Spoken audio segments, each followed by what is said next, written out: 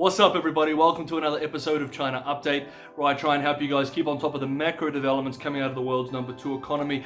My name is Tony. For those of you watching for the first time, if that is something you are interested in, and if you want to be just as informed as my clients, maybe consider subscribing. Everyone else, good to see you guys. I'm filming this on a Thursday night. I will not be here over the weekend, so I have to put this up on Thursday, hopefully get it uploaded Thursday or Friday morning. So it's going up a little bit earlier than usual, and so it's probably going to be a little bit shorter as well. We're going to touch on some of the main developments that have happened domestically and internationally for China over the weekend and into the beginning of this week. As always, guys, if you enjoy the content, it is a massive help if you smash that like button. It's big support for a small YouTube channel like me, and of course a huge thank you to my Patreon supporters. You guys are awesome, you guys rock. Thank you so much. Now that's the introduction done. Let's jump into this week's China Update.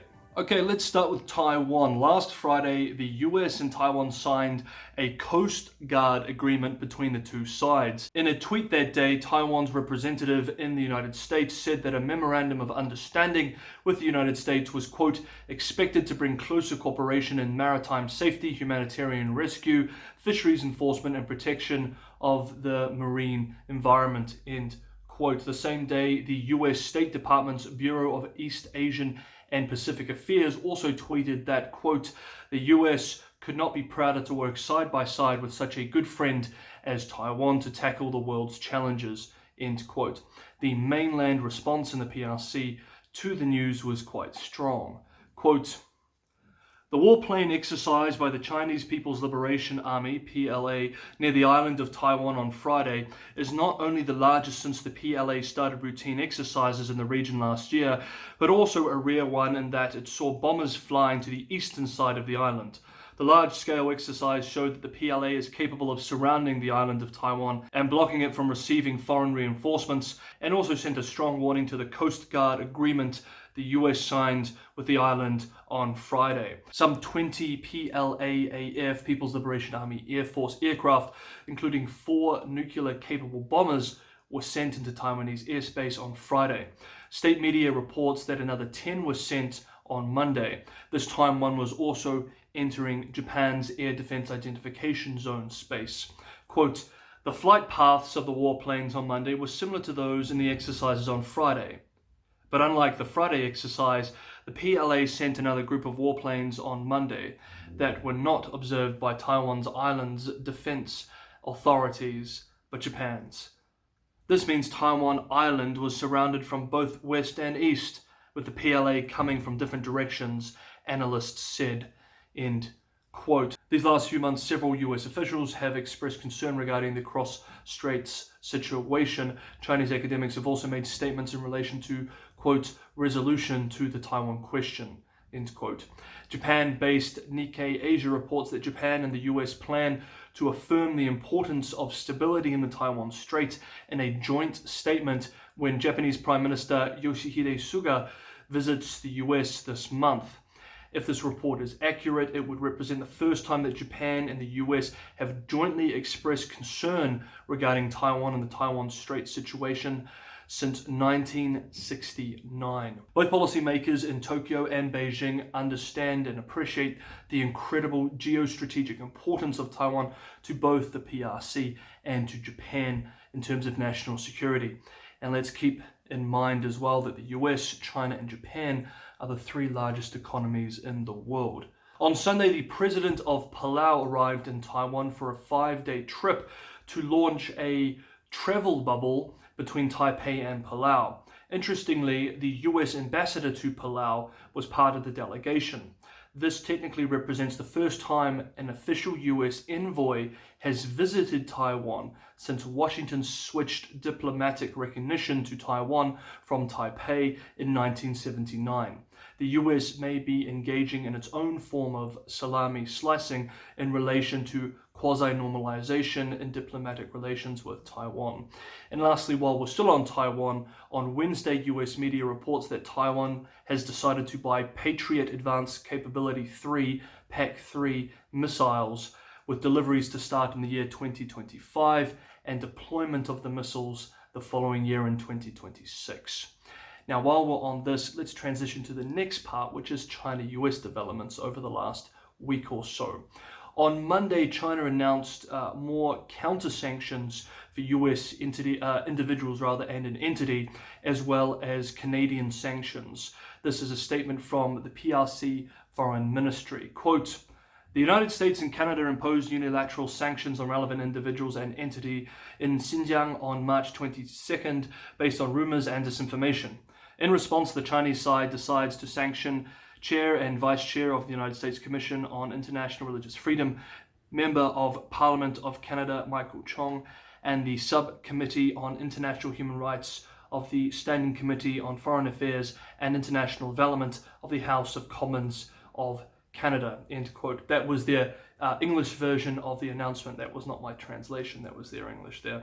Also on Monday, US Trade Representative Catherine Tai expressed that the US isn't ready to lift tariffs on Chinese imports. These are the tariffs that were placed on Chinese imports during the Trump administration during the so-called trade war. But she continues, may be open to trade negotiations with Beijing, saying, quote, "Every good negotiator retains his or her leverage to use it. Every good negotiator is going to keep all of their options open," end quote. You'll remember from last week, we discussed the major Bloomberg article that looked at how much exports the US has sent to China and concluded that in the 14 months since the Phase 1 trade agreement was signed between the Trump administration and the Xi administration in January of 2020, the Chinese have only purchased approximately 36% of the committed purchases in the agreement. This week, the joint World Health Organization China study on the origins of COVID-19 was published, concluding that transmission of the virus from bats to humans through another animal is a, quote, "very likely," end quote, scenario. The report says that it's, quote unquote, possible frozen food led to the outbreak in Wuhan in late 2019, a theory that has been endorsed for some time in the PRC by state media, but, quote, "the probability of a cold chain contamination with the virus from a reservoir is very low," end quote. The report has been met with much controversy for our North American friends, with concerns ranging from the politicalization of the investigation, the unpublished raw data, and increasing attention on the lab leak theory as a hypothesis in need of further investigation. Dr. Anthony Fauci, the US diseases expert, said that he would like to see the report's raw information first before deciding on the credibility of the report. On Tuesday, the WHO's Director General himself also acknowledged concerns regarding releasing of the raw data. Quote, "In my discussions with the team, they expressed difficulties they encountered in accessing raw data. I expect future collaborative studies to include more timely and comprehensive data sharing." The report also concludes that the idea that COVID leaked from a laboratory in Wuhan is, quote unquote, extremely unlikely. While many experts doubt this theory, some have still urged the WHO team to investigate the possibility. Again, the WHO chief expressed that the theory requires further investigation and that he would deploy more experts to do so if necessary. Quote, "Although the team has concluded that a laboratory leak is the least likely hypothesis, this requires further investigation, potentially with additional missions involving specialist experts, which I am ready to deploy," end quote. Of course, the question of virus origin is already highly politicized. State media here continues to advocate that COVID originated outside of China, perhaps from the United States. Quote, "If you think about it, since the outbreak of COVID-19, how many lies and rumors against China have been told by certain politicians, leaders, and lawmakers in the United States and Europe, including those about China's lab leak or making of the virus? I wonder how many of those lies have you checked? Besides, there is still a big question mark over the US lab." Peter Daszak, a scientist in the WHO investigation team behind this report, gave an interview to 60 Minutes this week. Here is a small part of that interview. Quote, "We met with them. We said, 'Do you audit the lab?' And they said, 'Annually.' 'Did you audit it after the outbreak?' 'Yes.' 'Was anything found?' 'No.' 'Did you test your staff?' 'Yes.' 'No one was, but you're just taking their word for it.' 'Well, what else can we do?" End quote. The United States, Australia, Canada, the Czech Republic, Denmark, Estonia, Israel, Japan, Latvia, Lithuania, Norway, South Korea, Slovenia, and the United Kingdom published a joint statement in response to the WHO report. Quote, "We voice our shared concerns that the international expert study on the source of the SARS-CoV-2 virus was significantly delayed and lacked access to complete original data and samples. With all data in hand, the international community may independently assess COVID-19 origins, learn valuable lessons from this pandemic, and prevent future devastating consequences from outbreaks of disease." End quote. Let's move to domestic economy with SOE Debt. Beijing's State-Owned Assets Supervision and Administration Commission, SASAC, published new guidelines over the weekend. The new rules show that it wants its local counterparts to improve how they track the debt of state-owned enterprises by evaluating debt levels, debt structure, profitability, cash situations of each of the SOEs, asset quality, and off-balance sheet debt. The guidelines seek to reduce major debt risks of SOEs and the marking of red lines of regional and systemic financial risks. However, regulators have limited capacity to deal with systemic issues when it comes to debt generally and state-owned enterprise debt specifically within the larger economy. China economists will tell you that soaring debt in China isn't caused by careless borrowing on the part of a few undisciplined borrowers. It is a systemic problem caused by the setting of GDP targets that exceed the real underlying growth rate of the economy. Unless this growth model is changed, debt must necessarily be faster than GDP, in which case the best regulators can do is allocate the soaring debt burden from one sector of the economy to another. This week, PRC Foreign Minister Wang Yi embarked on a week-long tour of the Middle East, visiting Saudi Arabia, Turkey, Iran, the United Arab Emirates, Bahrain, and Oman.